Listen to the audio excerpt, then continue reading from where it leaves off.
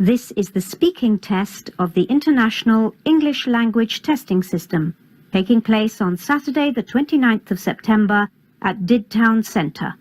Centre number DD783. The candidate is Javier Manuel Rico, and the candidate number is 0004290. The examiner is Carol Kennedy, examiner number 433816. Good morning. My name is Carol Kennedy. Can you please tell me your full name? Yes, I'm Javier Manuel Rico. And what should I call you? You can call me Xavi. Can I see your identification, please, Xavi? Here.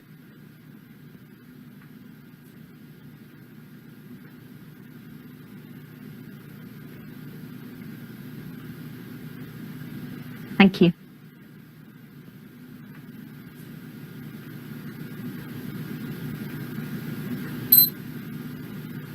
Right. In the first part of the interview, I'm going to ask you some questions about yourself. So let's talk about what you do. Do you work or study? I'm still studying in my final year. I've nearly finished my course. And what are you studying? And do you enjoy it? I'm studying law, and yes, I do enjoy it, most aspects of it. But in this final year, there's a lot of hard work and a lot of reading, and I cannot say that I enjoy all of this reading, but what I really enjoy is working on case studies. What I mean is discussing cases. I like to exchange ideas with people. So what are your future plans? I want to have a career in law. I have to decide which area to specialize in first, and then maybe study for another 4 or 5 years. I hope to specialize in environmental law, which is the law that businesses use to have to abide by to ensure that their practices do not affect the environment. Let's talk about friendships. How do you spend time with your friends?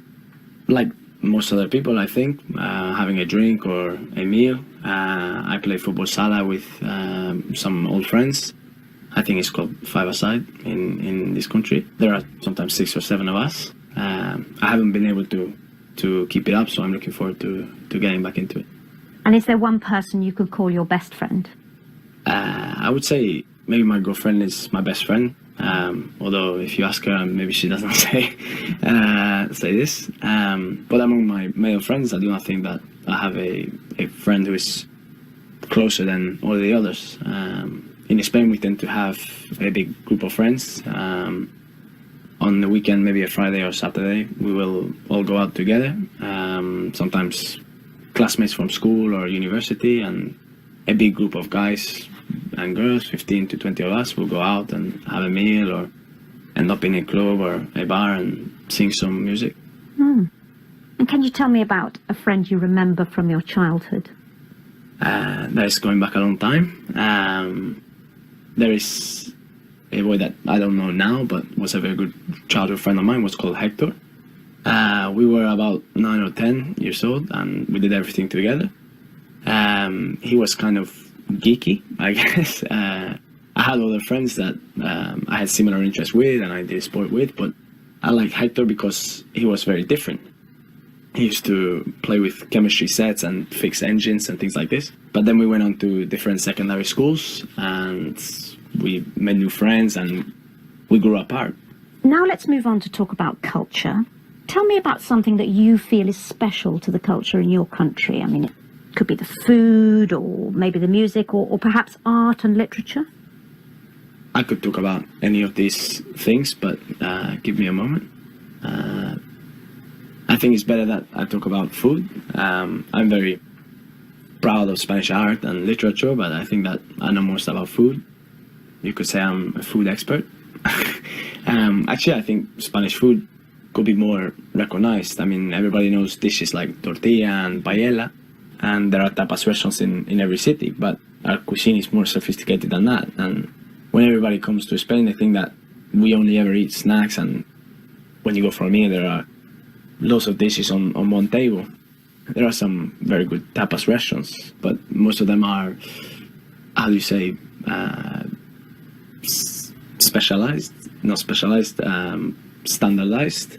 because they make the food so that everybody will like it. It's like Italian food or Chinese food. So is there a traditional dish that's associated with your country? I'd say that there are not one traditional dish, but there are many regional dishes that are famous. For example, paradilla is very famous in coastal areas, which is grilled seafood, and everyone will have every kind of fish you can imagine. But if you're in the mountains, you will eat food that is from the mountains, maybe deer or goat or things like this. But don't think that Spanish food is necessarily just about traditional dishes. Like I say, the best restaurants are the most adventurous. Thank you.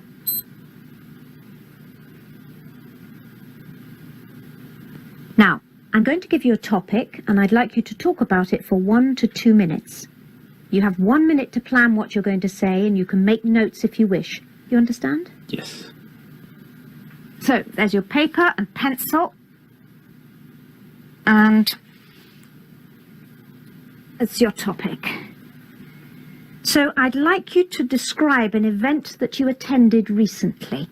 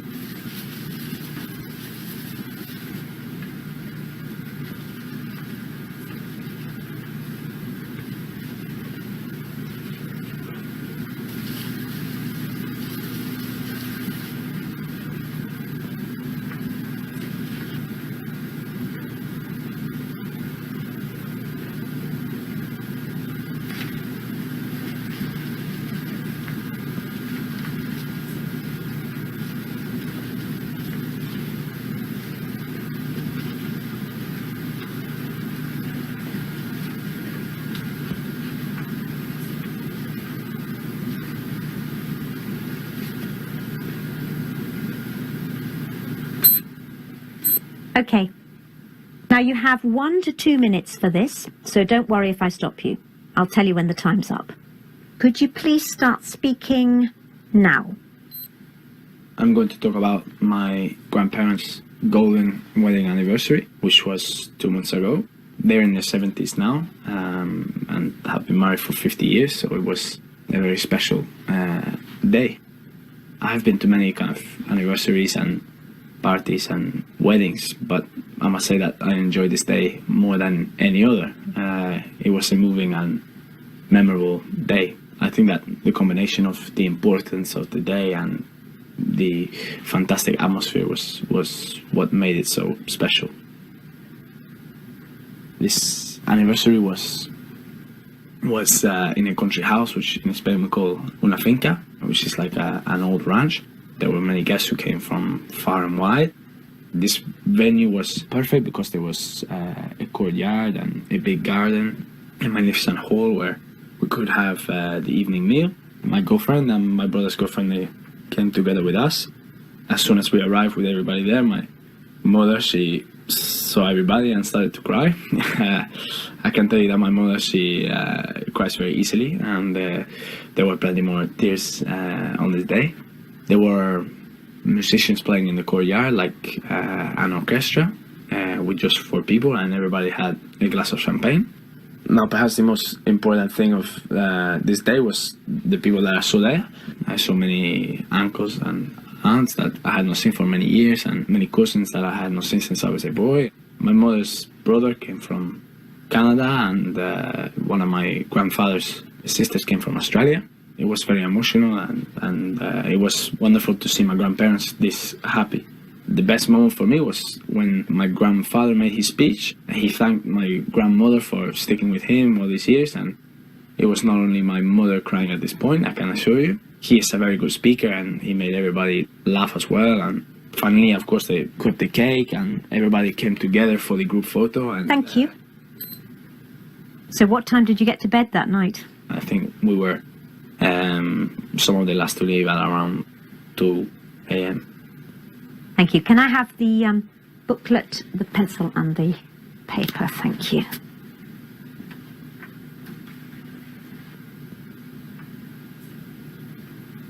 Now, you've been telling me about an important event in the past that you attended.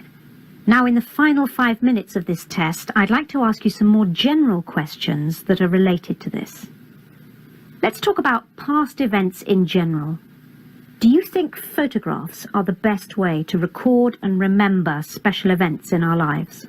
That's a really good question, and I mean, of course, photos are a part of our lives now in a way that was not possible in other eras. I read the other day that more photos are taken now than ever before, and I mean, millions or maybe billions of photos every day. It's as if we have to take a photo to prove that something happened. I can understand that. I mean, I think that people want to remember special events and even everyday things too. And personally, I love taking photos when I go places and see my friends. And I also love looking at old photos. I think they can provide an insight into the past as well. Why do you think that? I think that they can be very powerful and remind us of special places and people, and even remind us what we were doing this day or how we can be feeling in this moment. And they are also a record of our lives visually, and for example, photos of you as a baby and then as a child, and that thing is an incredible thing, like a diary. I think it can act as a trigger for memory as well. And what about written records? Can they also encourage us to remember past events? Written records? By written records, do you mean writing things down like diaries or letters? Yes.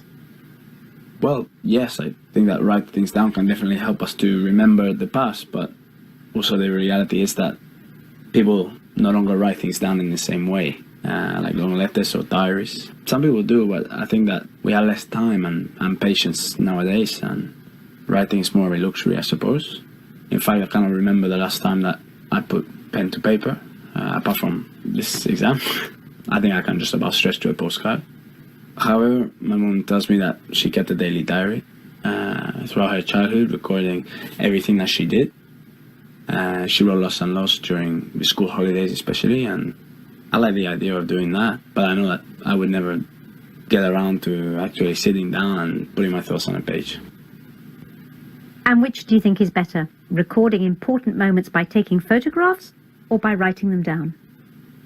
Well, I'm not sure that I can come down on one side or the other. Though on balance, I would say that visual image is more powerful. I'm trying to think of a good example here. There are so many famous photos that capture a moment in time, but one particular photo stands out for me is the image of the wall coming down in Berlin, in Germany in 1989. When you look at the photos, you can imagine the place and the time and the moment very, very clearly. And I think it's amazing that one image can do that. Some people think that it's more important to be concerned about events in the future than events in the past. What do you think? I'm not sure that I can agree with that, because I do not believe we can make sense of the future unless we understand what happened in the past. Why do you say that? Well, in Spain we are very proud of our culture and identity, and I'm sure that that is true for many people across the world. Maybe that's why so many people spend a lot of time researching back into their family history. I know that from traveling around to other countries like the UK, how important history is and how important celebrating the past is. It enables people to understand where they came from and where they are going. So in that sense, the past and the future are linked. So we cannot forget the past, even if we do want to concentrate on the future. Thank you very much. That's the end of the speaking test. Thank you.